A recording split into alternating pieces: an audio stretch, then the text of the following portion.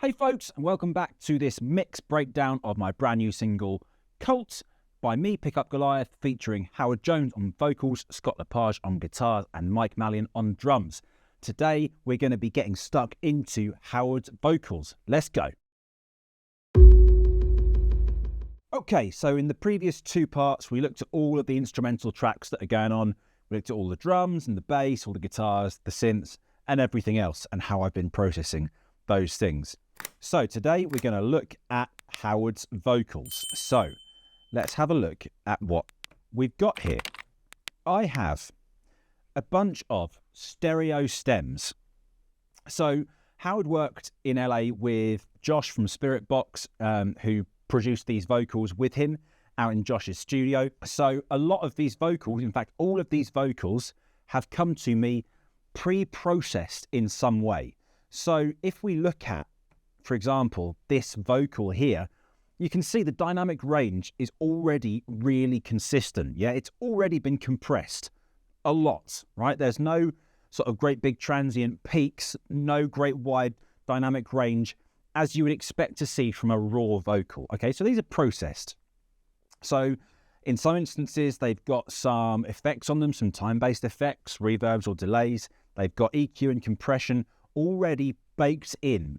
Not super aggressively, because obviously I needed to get them to sit into my mix as well, but steering me stylistically in the way that Howard and Josh want these vocals to sound, which is absolutely fine.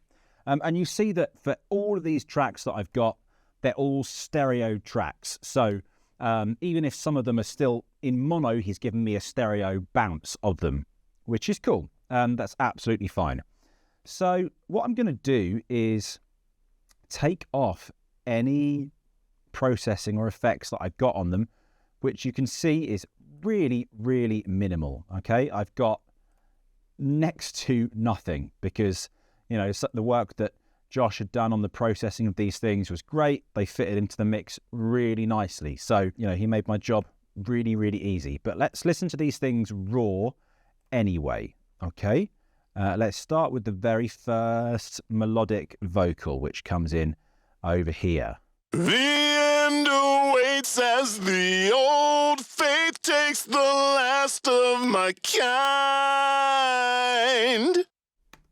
So you can hear lots of compression. You can hear it's already been tuned quite aggressively. So, you know, melodically it's locked in, and you can hear that, you know, there's a lot of stylistic EQ done as well. There's quite a lot of high end, quite a lot of brilliance. There's quite a lot of sibilance, but not so much that it's going to get annoying. And then there are some other things as well that interject. The last of my kind. So you can hear the difference between those two. Yeah, the lead vocal, although it's a stereo channel, is very much down the center, and the sides are, as you'd expect, panned hard. Put to the blade as I kneel to save the sacred design. The sacred design. And I've also got these harmonies at this point that go with the lead vocal. Put to the blade as I kneel to save the sacred. So, you know, real vocodery, aggressive auto-tune that's sitting underneath that lead vocal. Put to the blade as I kneel to save the sacred design.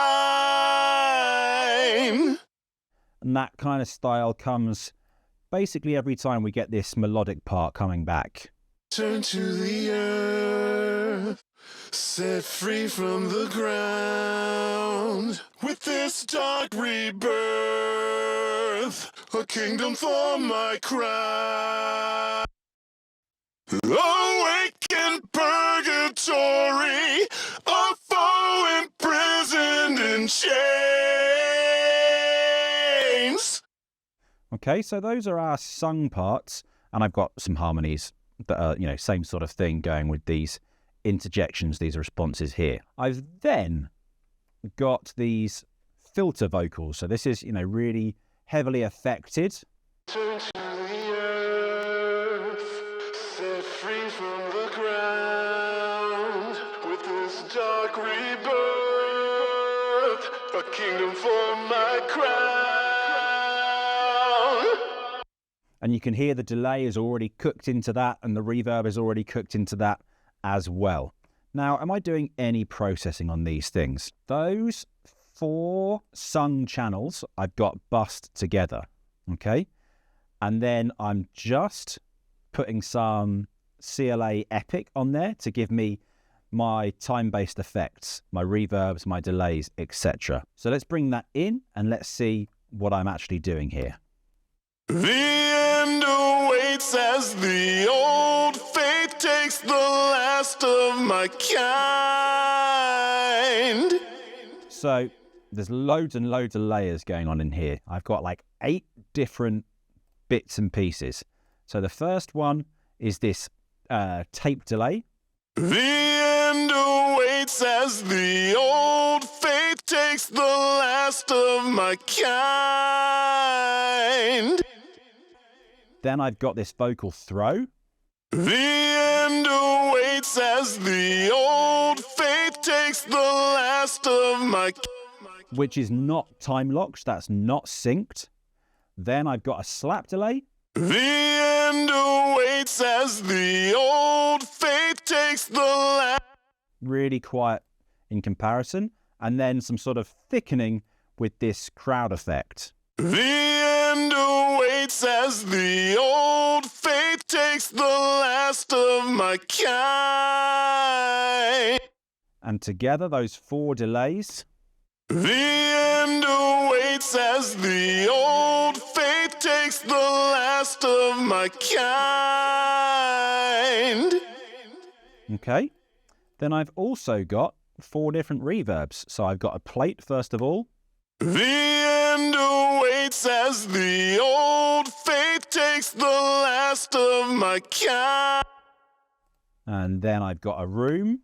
The end awaits as the old faith takes the last of my. Followed by a hall. The end awaits as the old faith takes the last of. And a space. The end awaits as the old faith takes the last of. Which sounds like it's doing next to nothing, to be honest. Yeah, modded down at 0. So there we go. So let's bring in all those things together. The end awaits as the old faith takes the last of my kind.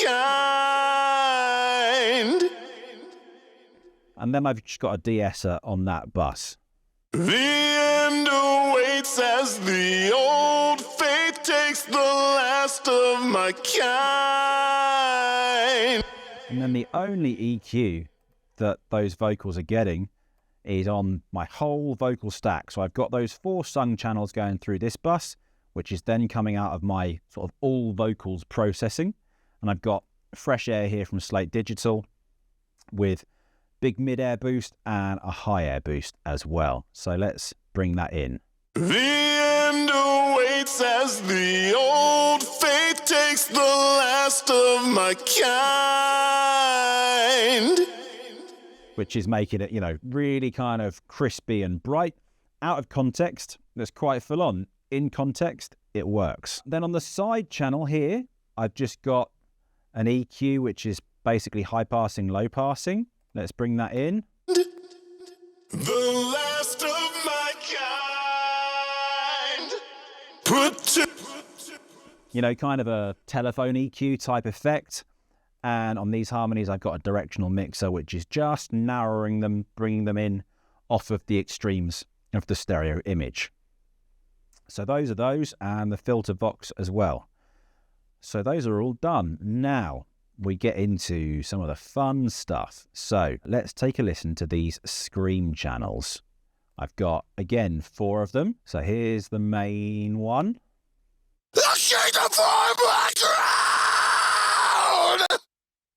Which you can hear, nice and distorted already.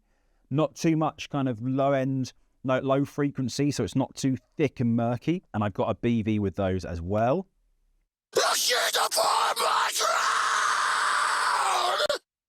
You can hear multiple takes. So, you know, they're different voices, different performances, which is going to give that thickness.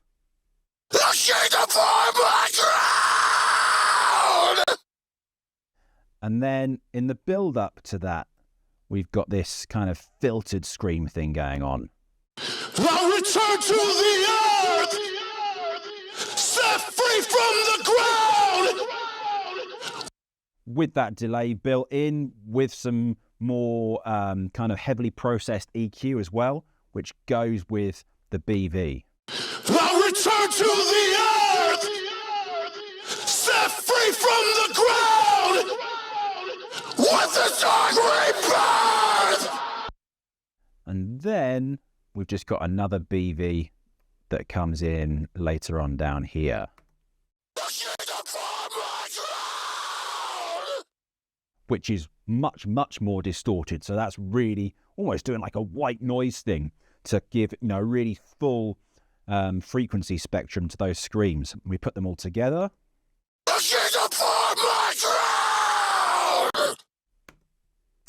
And that's all the screen parts. In terms of processing on those, again, I've just got a directional mixer on one to narrow, presumably, a little bit. I've got a gain plugin, which I'm just using to trim ever so slightly. And then once again, my CLA Epic for my various delays and reverbs. You can see I'm not using all 8 this time. I've got this throw muted, and as well I've got the room muted and the hall muted. So slightly less complex lot going on there, but still, you know, plenty going on if we listen to those things.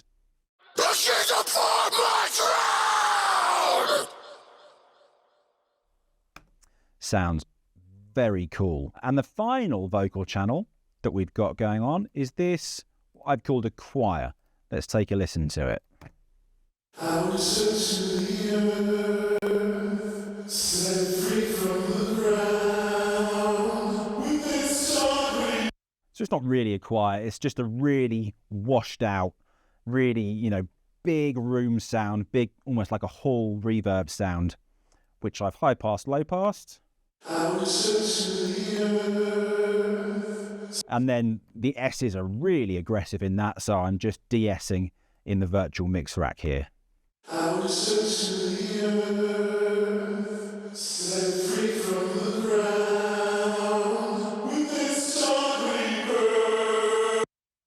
And those are all of my vocal channels. So let's listen to some of those sections in isolation, so you've got a really clear picture of how those vocals are sounding. The end awaits as the old faith takes the last of my kind. The last of my kind. Put to the blade as I kneel to save the sacred design. The sacred design. Dark rebirth, a kingdom for my crown. I return to the earth, set free from the ground. With this dark rebirth, free from the ground. Set free from the ground. With this dark rebirth, with this dark rebirth, a kingdom for my crown.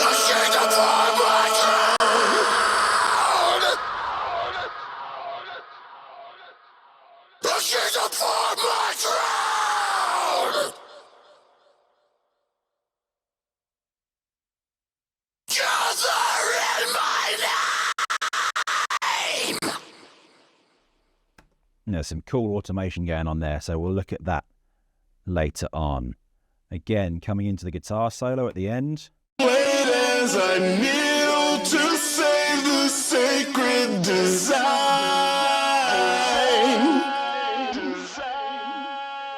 The sacred design.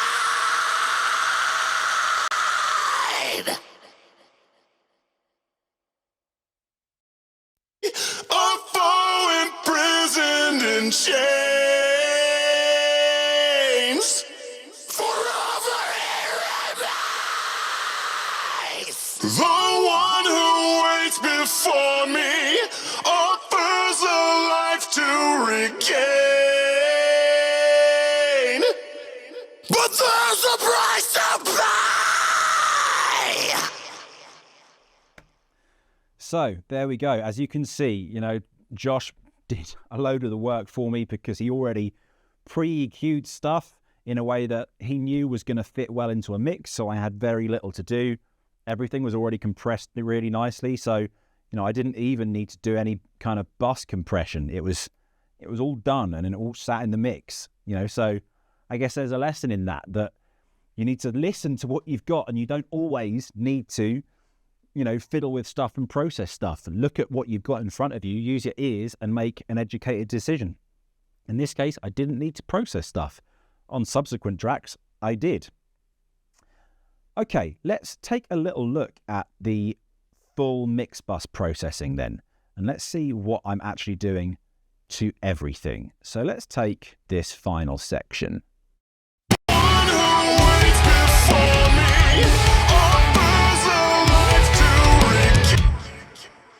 Okay, so bass room, mix room, compression and tape.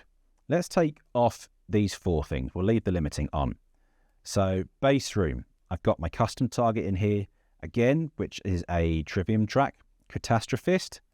And you can see I'm gently shaping the low end. Let's A/B that on and off.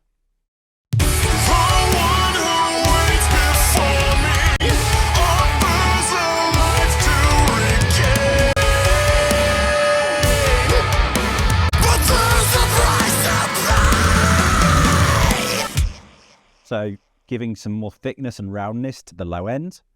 Mix room in the top end. So this takes us from 320 hertz up to the 20K.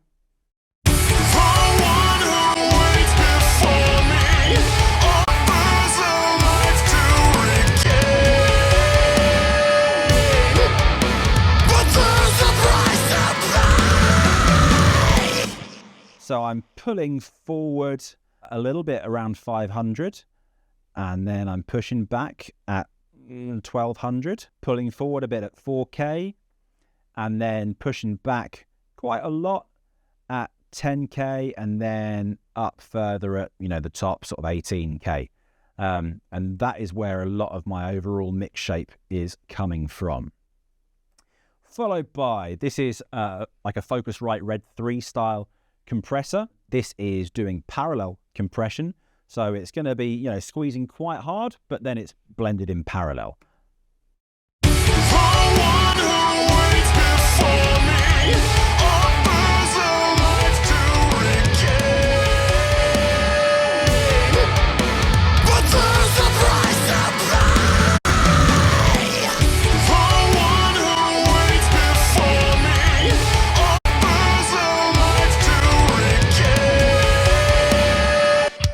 So that's giving me, a bit more consistency in the dynamics. It's blended in parallel, so, you're not getting that full super squashed signal, but it's there. And then finally, I've got some virtual tape machine from Slate Digital. Let's see what I've got. So I'm on the 30 IPS mode. I'm on the 1/2-inch 2-track, the FG456 tape style.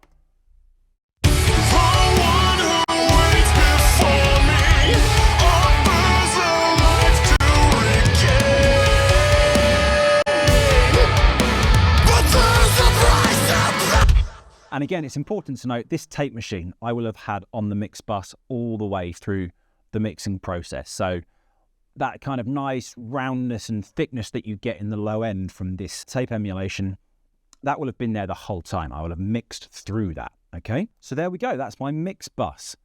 The last thing that I wanted to show you in this track is some of the kind of cool automation stuff that's going on, because I think it's just worth drawing attention to a little bit. So let's find some examples. Okay, so here, for example, in the Scream channel, it's a pretty simple thing, but I am in fact just automating the volume here to give us this cool kind of glitchy effect.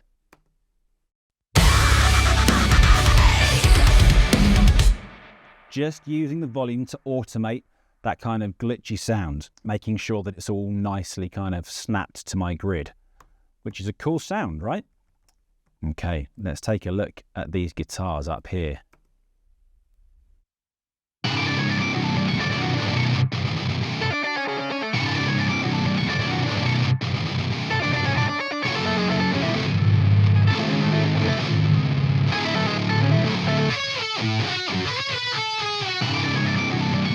So you see how I'm just using the volume automation to make sure that there's going to be space within the grooves. So if we listen to how those things function in the mix.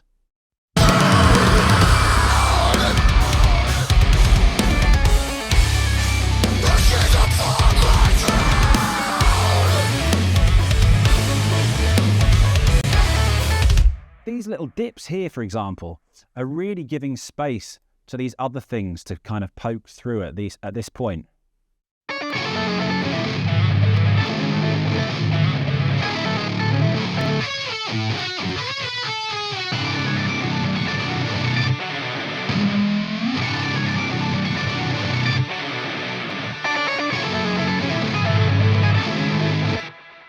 So, it's all about finding little pockets in the groove for things to have a space to function. If you've just got all of those, 4, 5, 6 layers of guitars all the way through, yeah, it'll be big and thick, but it's not going to have any clarity. You're not going to feel any distinctions between those different parts, which is what I wanted. I wanted all those different ideas to have moments and pockets to kind of pop through and have their short little moments, their short little times to shine. Similarly here with these rhythm guitars going on, the panning is automated left to right, so they're appearing in different positions.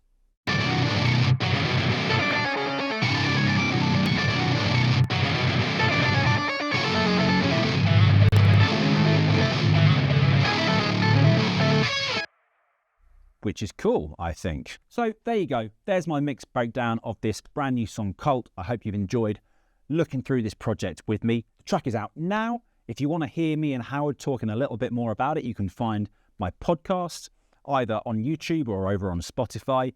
You just need to search for Inside the Songs, and you can see me and some of the other artists involved in this project chatting about the process and talking about songwriting and production in general. I'll be back very soon with another video. Until then, take it easy.